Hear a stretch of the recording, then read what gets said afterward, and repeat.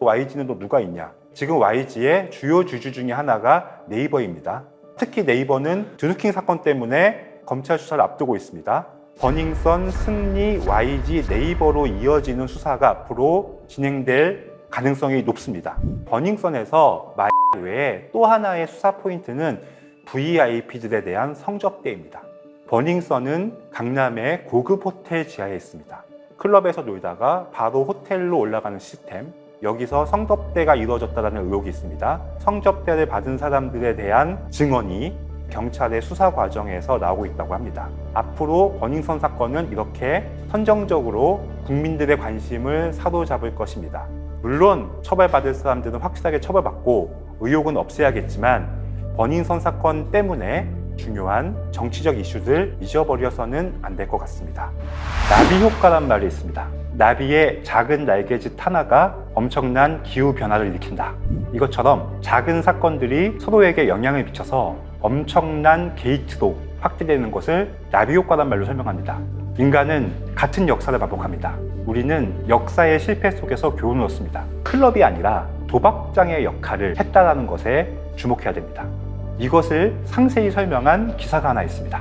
일요신문에서 단독으로 보도한 기사입니다. 검찰, 경찰은 조직폭력배의 버닝썬 연루 수사를 검토하고 있는 것으로 확인됐다. 검찰과 경찰 등 수사기관 관계자 등에 따르면 버닝썬의 탈세 수사 과정에서 원정 도박을 위해 국내에 들여온 중국계 관광객 등이 버닝썬 VIP 룸 등을 이용한 정황을 포착했다. 이 과정에서 버닝썬이 일종의 원정 도박 전초기지로 활용된 것이 아니라는 의혹이 불거졌다. 국내 원정 도박 VIP 서비스에 버닝썬 VIP 룸 이용이 포함됐을 가능성이 제기된 가운데 일각에선 이 과정에 조폭이 관여했다라는 의혹까지 불거져 경찰이 이를 살펴보고 있다. 이젠 버닝썬은 단순한 클럽이 아닙니다. VIP들의 도박장의 역할을 했다라는 의혹이 있습니다. 해외 성매매 알선에 대한 부분은 일본, 대만, 베트남, 태국, 아시아 여러 국가들의 VIP들이 연루되어 있습니다. 하지만 이들에 대한 수사를 경찰이 하기가 쉽지 않습니다. 승리는 여론의 엄청난 질타를 받고 있습니다. 심지어 승리의 뒤를 봐주고 있다라는 윤총경, 경찰의 실세가 연루되어 있기 때문에 경찰 입장에서는 더욱 부담스럽습니다. 만약에 승리에 대한 구속영장이 청구되지 못한다면 경찰이 승리의 뒤를 봐줬다는 의혹을 해소하지 못하게 됩니다. 저와 만난 경찰관도 답답함을 토로했습니다. 경찰 입장에서는 최선을 다하고 있는데 성과가 나지 않는다. 그래서 제가 지금 승리를 수사할 수 있는 결정적인 포인트를 제시하려고 합니다. 이 부분은 제가 경찰에게도 조언을 해줬습니다. 지금 승리가 받고 있는 혐의 중에서 해외 성매매 알선에 대한 부분은 혐의를 입증하기가 쉽지 않습니다. 마약에 대한 부분도 승리는 이미 마약에서 음성 판정이 나왔고 지금 버닝썬에 관련된 마약 혐의자들은 다들 숨어버린 상태입니다. 마약 수사는 은밀하게 진행이 돼야 되는데 이렇게 경찰이 마약 수사를 하고 있다는 것이 공포된 상황에서 마약 혐의자들을 잡기가 쉽지 않습니다. 그래서 경찰이 승리의 해외 성매매 알선 마약 혐의를 지금 와서 아무리 수사를 해봤자 뒷북밖에 안 됩니다. 하지만 제가 이야기하는 승리의 새로운 혐의점이 있습니다. 바로 버닝썬과 관련된 조직폭력배에 대한 의혹입니다. 제가 예전에도 여러 번 언급했지만 유흥사업을 할 때는 조직폭력배가 필수입니다. 과거부터 지금까지 대다수의 유흥사업에는 조직폭력배들이 이권에 개입되어 있습니다. 저는 버닝썬에도 조직폭력배가 개입되어 있다고 확신합니다. 이미 근거가 나왔습니다. 버닝썬 사건이 처음 시작됐을 때 경찰과 버닝썬을 연결시켜주는 브로커가 있었는데 돈 배달을 하는 사람이 조직폭력배 출신으로 밝혀졌습니다. 이거는 중요한 거기 때문에 제가 그 당시 기사를 한번 읽어드릴게요. 2019년 2월 25일에 출고된 기사입니다. 버닝썬 사건의 조폭 출신 연루, 경찰의 금품 전달 역할. 버닝썬과 경찰 간 유착 의혹 연루자의 폭력 조직 출신 인물이 포함된 것으로 확인됐다. 이 사람은 호남 지역의 한 폭력 조직 출신 조폭이다. 이 사람이 속한 조직은 경찰이 계보로 불리는 위계 구조를 파악해 범죄 동향을 살피는 대상이다. 이렇게 이미 조직폭력배가 버닝썬에 관련이 되어 있다는 것이 기사로 나왔습니다. 여기서 저희가 주목해야 될 것은 호남 출신이라는 겁니다. 버닝썬의 몸통인 승리는 호남 출신입니다. 그리고 승리의 뒤를 봐줬다라고 의심을 받는 윤 총경도 호남 출신입니다. 여기에 호남 출신의 조직폭력배가 개입됐습니다. 이렇다면 이것은 단순한 경찰과 연예인의 친분관계가 아니라 특정 지역의 카르텔이 작용한 것이라고도 저는 파악합니다. 기사를 보면 이미 경찰도 폭력 조직에 대한 계보도를 파악하고 있습니다. 사실 저희가 신세계 같은 영화를 봐도 조직폭력배에 대해서 가장 많은 정보를 가지고 있는 것은 경찰입니다. 경찰이 조직폭력배에 대한 수사는 가장 확실하게 할 수 있다고 저는 생각이 듭니다. 제가 과거에 있었던 사건 하나를 예를 들게요. 승리가 클럽에서 시비가 붙은 적이 있습니다.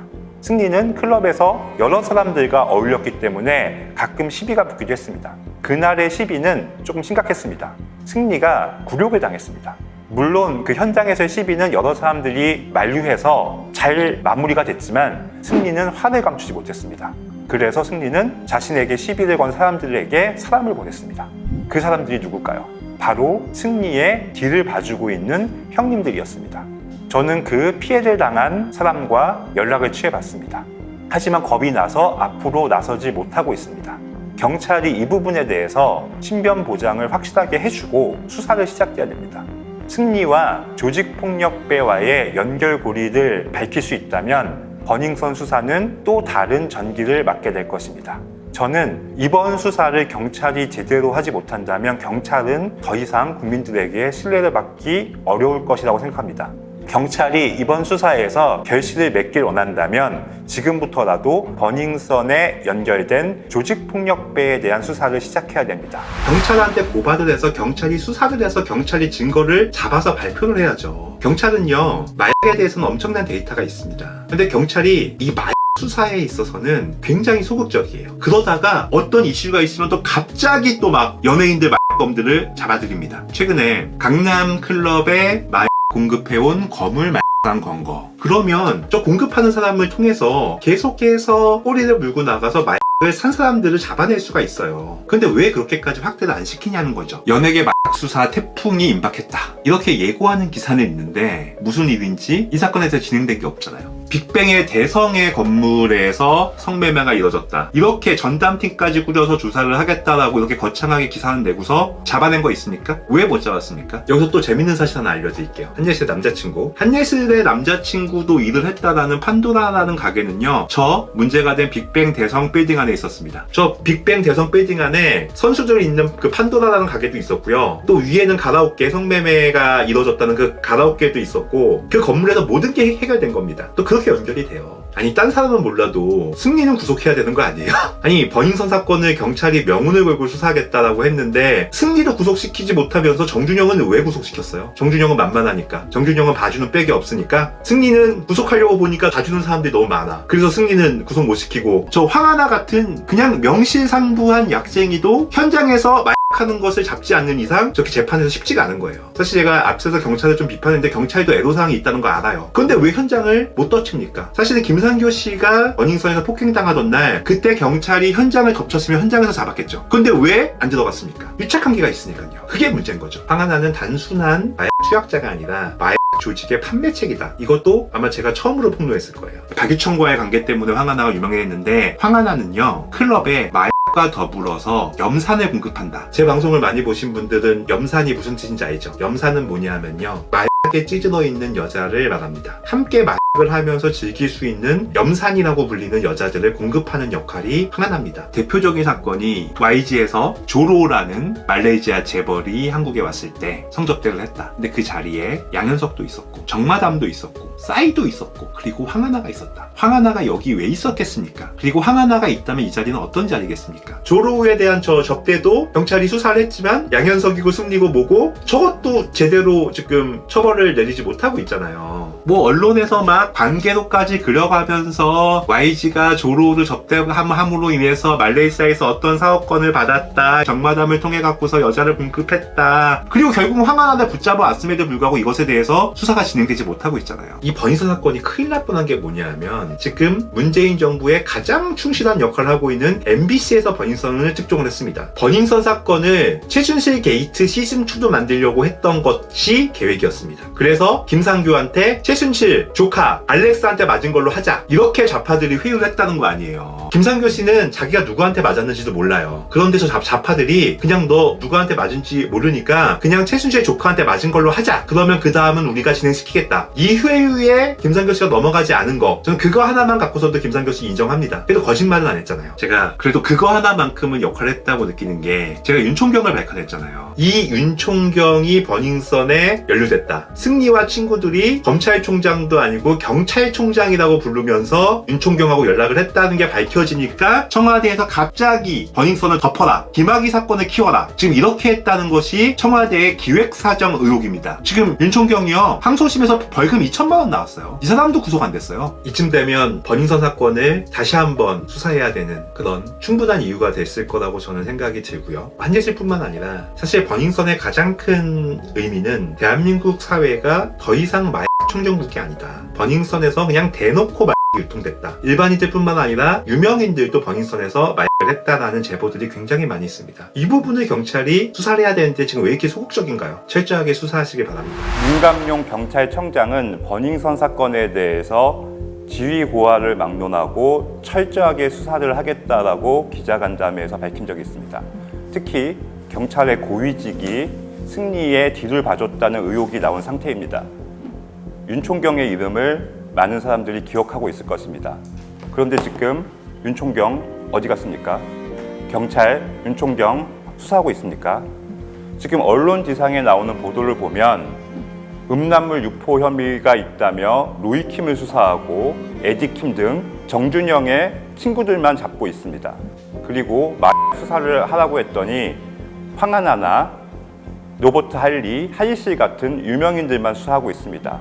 물론 방탕한 생활을 했던 연예인들과 마약을 복용한 재벌 3세 유명인들에 대해선 철저하게 수사를 해야 됩니다. 하지만 버닝썬 수사의 본질은 버닝썬에 유착된 권력입니다.